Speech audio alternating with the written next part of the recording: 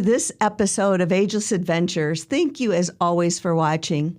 So I recently went to Europe to test drive a Danube river cruise with AmaWaterways, and I'm sold, but more about that later.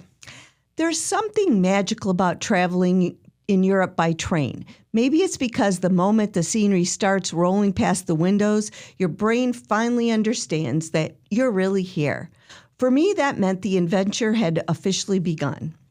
For this trip, I flew from Fresno to Munich on United Airlines, connecting through Denver in premium economy, which, let's be honest, is that added necessary measure of comfort for me.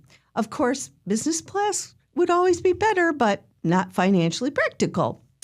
From Munich Airport, I could have taken a train to the main train station, but chose to take the Lufthansa Express bus into the city, and then I boarded the train at the central station, which then took me to Passau, Germany. By design, the journey to the ship was part of my intended experience. The countryside was beautiful, tiny villages, church steeples, rolling green hills, the kind of scenery that makes you stare out of the window and suddenly forget every email you've got waiting in your inbox.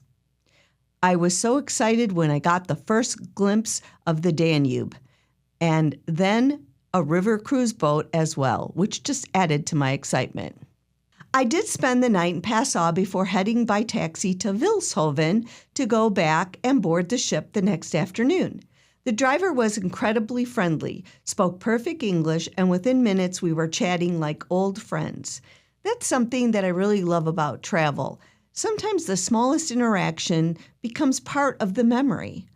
When I arrived in Vilshofen, I was greeted warmly by our cruise manager, Cathedrals, a native of Hungary, and immediately felt welcomed by her. And if you've ever traveled solo, you know that first impressions really do matter. Now, before the ship even departed, I did what I always do at a new destination. I went wandering. I explored the little town of Vilshofen, visited the local market, peeked into the shops, and just soaked it all in. I love markets because they tell you so much about a place. You see what people eat, what they value, what flowers are in season, what pastries everyone is lining up for. I even bought a small bouquet of flowers for Kata to put on her desk too. And speaking of pastries, Europe continues to sabotage all my healthy intentions. When I returned to the ship, I discovered that I'd been moved to a balcony cabin, which was such a wonderful surprise. There's something incredibly peaceful about sitting outside on a balcony while the river drifts by, though not in port with another river cruise boat arm's length away, which happens a lot. On board, they offered a solo meetup that included a tour of the ship and the bridge, which is really a nice way to bring solo travelers together. That first evening, we attended our Sip and Sail cocktail event, except it wasn't just any cocktail hour. It was an Oktoberfest celebration set up in a tent right in front of the ship. There was music, dancing, giant delicious pretzels, local beer, and children from the town performing traditional dances with the Upapa band. It felt authentic and joyful and welcoming in a way that set the tone for this entire trip. What a fun way to start our week.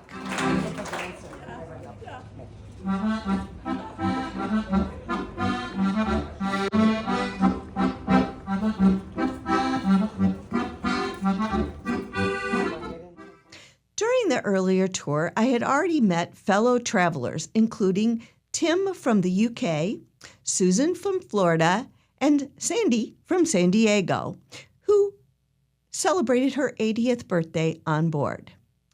One of the things I really love about river cruising is how quickly strangers stop feeling like strangers. Tim was from Nottingham. Yep, that Nottingham. Tim made a giant leap of faith to come on a solo cruise because of the wine aspect of our cruise. And he chose to step out of his comfort zone, which I always support. We actually enjoyed several meals together We wandered a town in search of a grocery store, chatting about the geopolitical situation at a very high level, something I don't often do on my trips.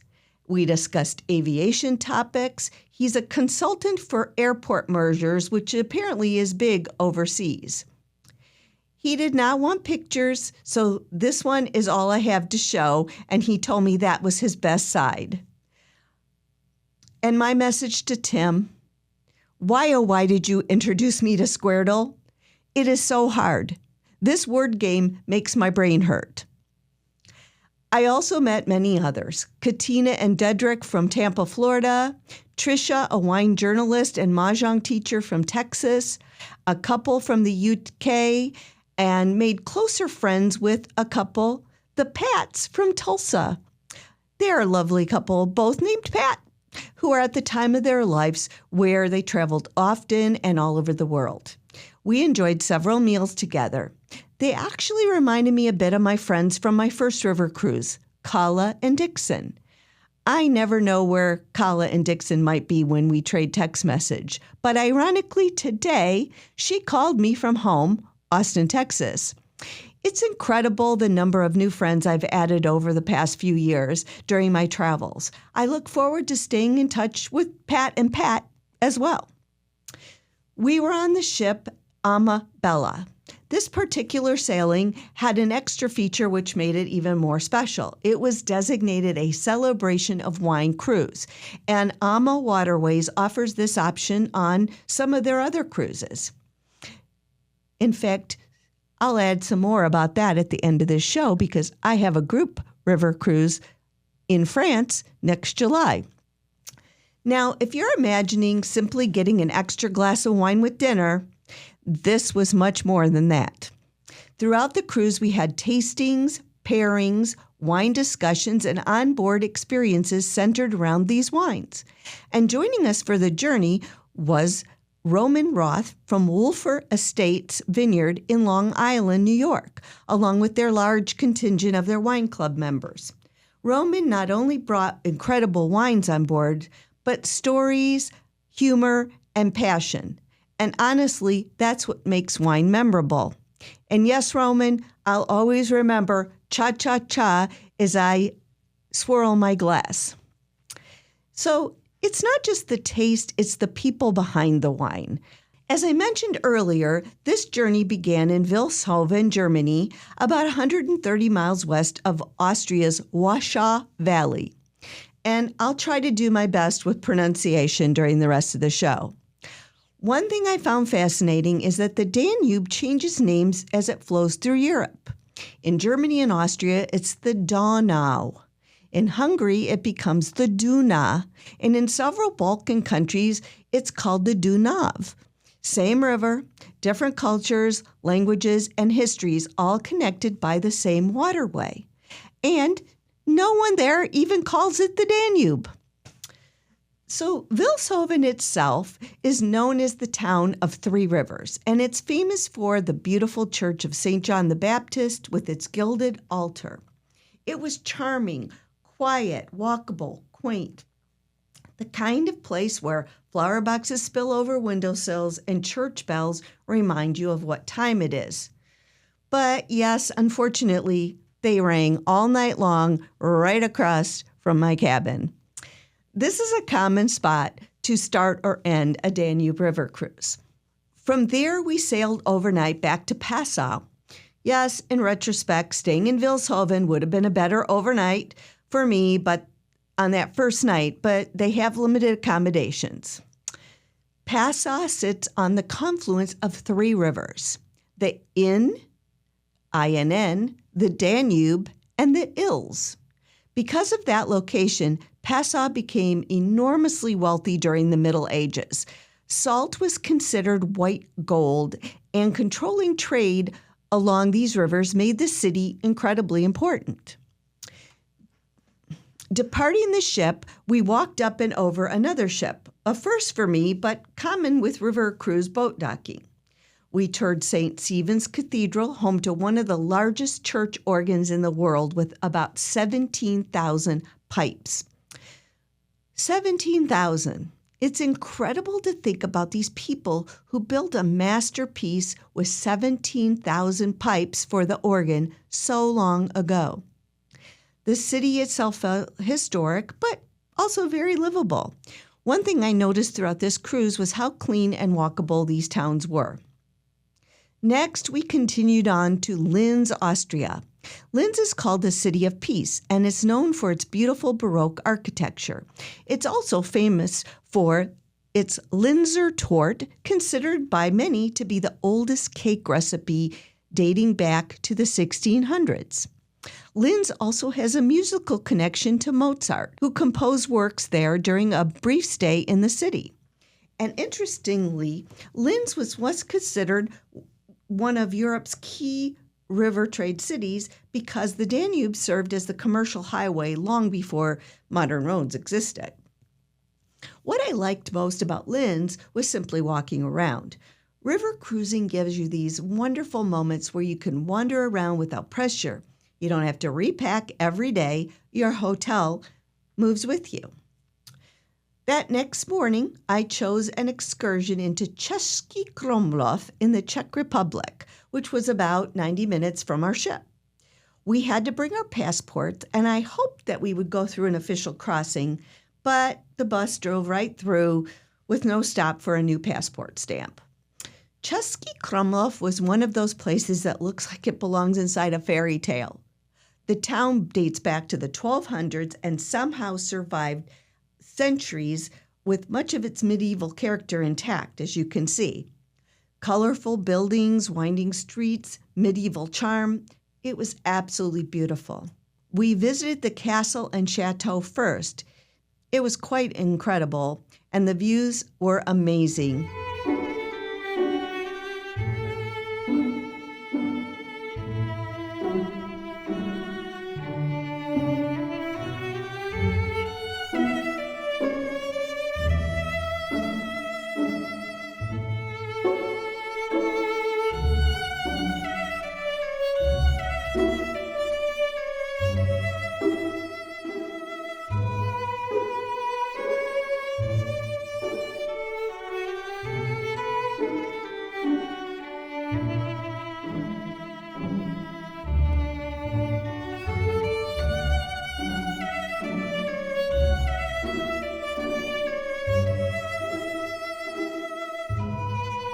At the recommendation of our local guide, I ate the most amazing dessert, blueberry dumplings, sitting in a pool of butter covered with a creamy sweet cheese and powdered sugar. They served me 3. I could only eat 1. It was a blustery but sunny day, and exploring the grounds was great, but the views.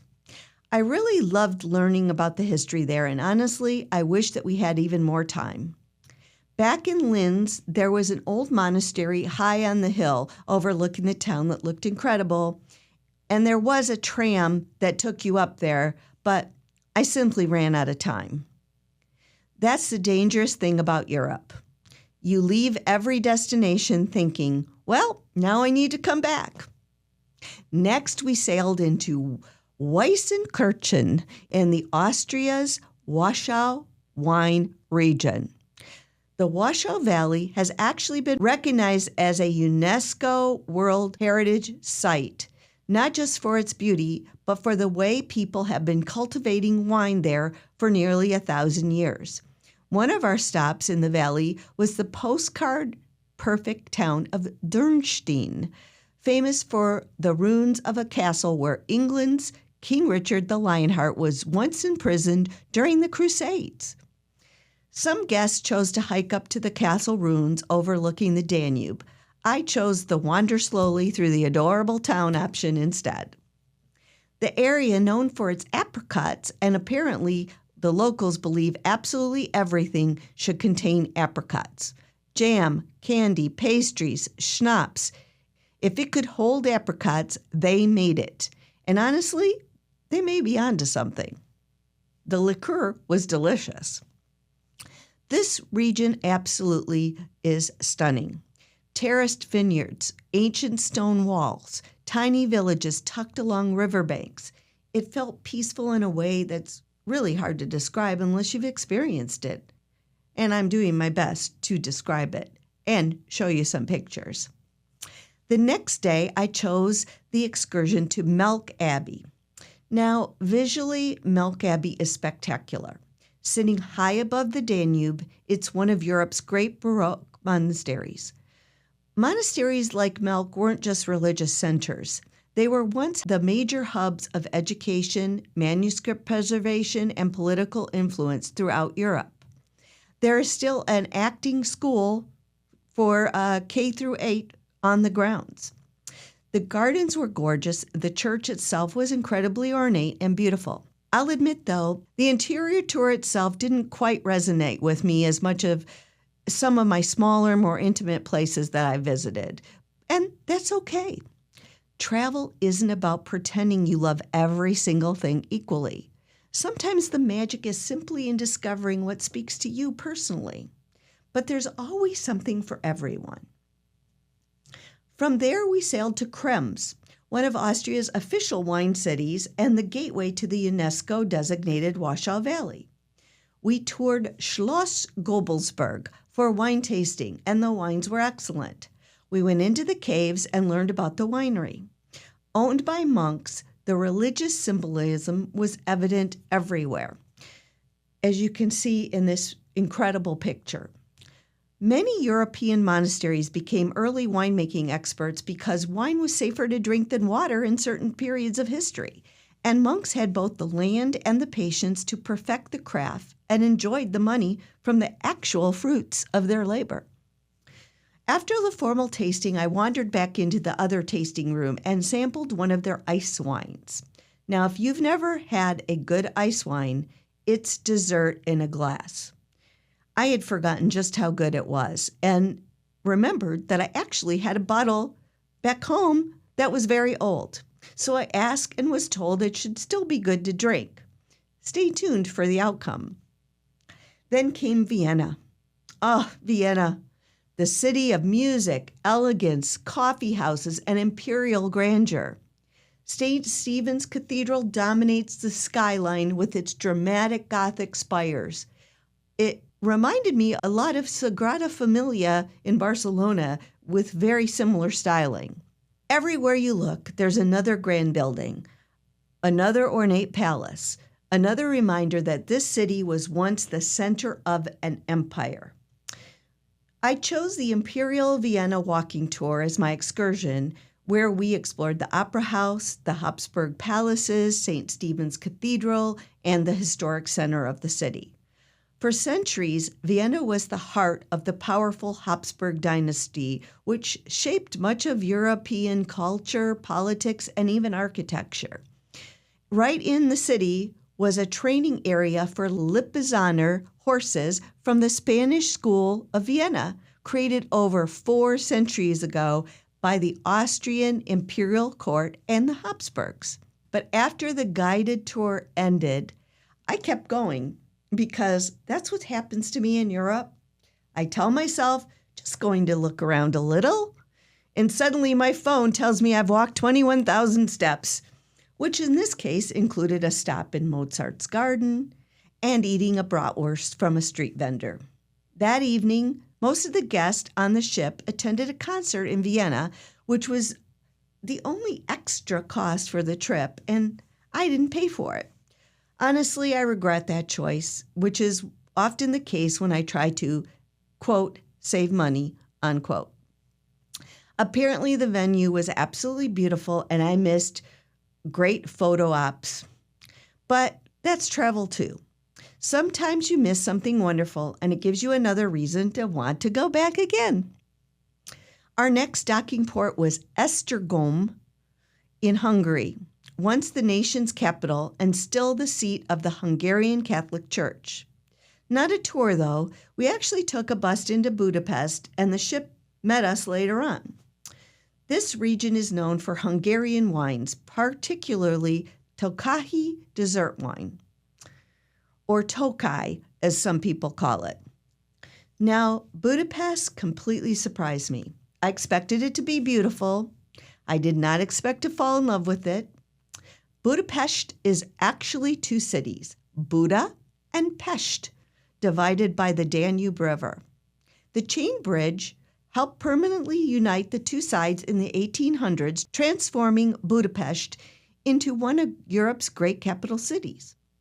I stayed a few extra days after the cruise ended, and I'm so glad I did. My hotel on the Buda side, the Kimpton BEM Budapest, was spectacular. They upgraded me to this incredible suite with 20-foot ceilings and a bathtub sitting dramatically in the room like something out of a movie set. Yes, isn't it amazing? The city itself felt vibrant, historic, elegant, and incredibly walkable. I used the tram constantly and found it easy to navigate as a solo traveler and free as a senior. I rode and walked, visiting various landmarks like the Cave Church, the Great Market Hall,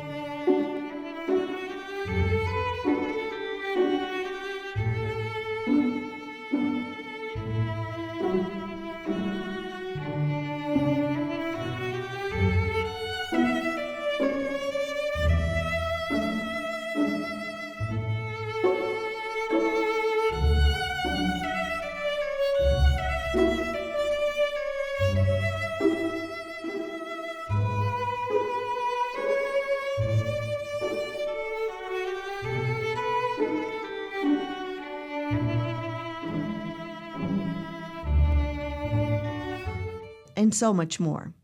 Again, my love of markets resulted in a lot of great pictures, and I tried the famous chimney cake in its purest form, cinnamon with no filling. The day I took a walking tour with a wonderful young guide who was so knowledgeable that our scheduled 2.5 tour turned into 4 hours. We talked history, politics, architecture, communism, the Holocaust, daily life, everything. But Budapest carries that history very visibly. The beauty is undeniable.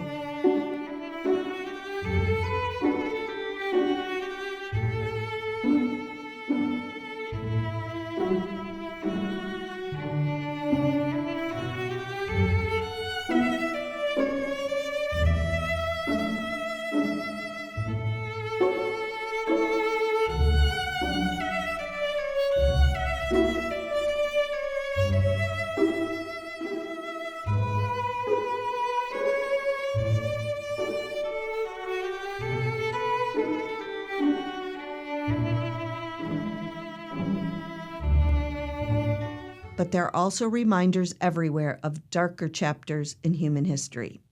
One of the most moving places for me was the Shoes on the Danube Memorial, honoring victims who were executed along the river during World War II. It's quiet, simple, and deeply powerful. Then around the city, there are these whimsical statues, the policemen whose belly rubs are thought to bring luck, and then tiny ones such as Kermit showing up unexpectedly. Budapest is also apparently a very popular filming location because production costs are lower there. There was actually a rumor that Tom Cruise was somewhere nearby filming when we were in town. Sadly, no Tom Cruise sightings for me, and he wouldn't remember that I'd been in a scene with him back in the 90s as an extra in A Few Good Men anyway.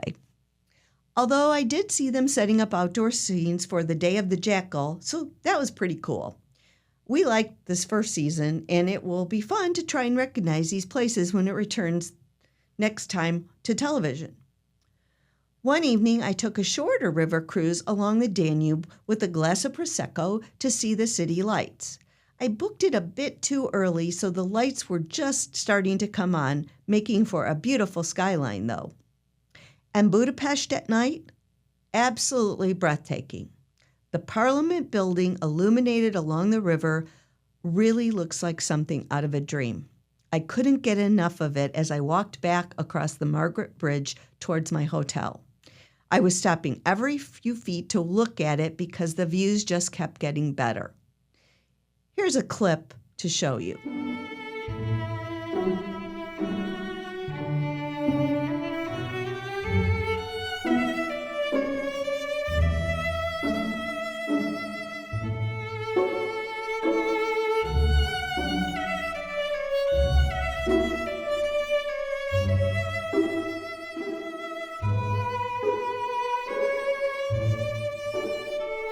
And what struck me most about Budapest was how safe and comfortable I felt traveling there solo. As many of you know, I often get questions from women, especially mature women, asking if they can safely travel alone internationally. And for me, Budapest was a confident yes. Outstanding public transportation, incredible history, stunning architecture. I would return there in a heartbeat. In fact, as much as I adore London, and London is still one of my favorites, Budapest came surprisingly close. This journey along the Danube wasn't just about destinations. The Danube has connected cultures, trade routes, and communities for centuries. And floating along it, you really begin to understand how much history these waters have witnessed.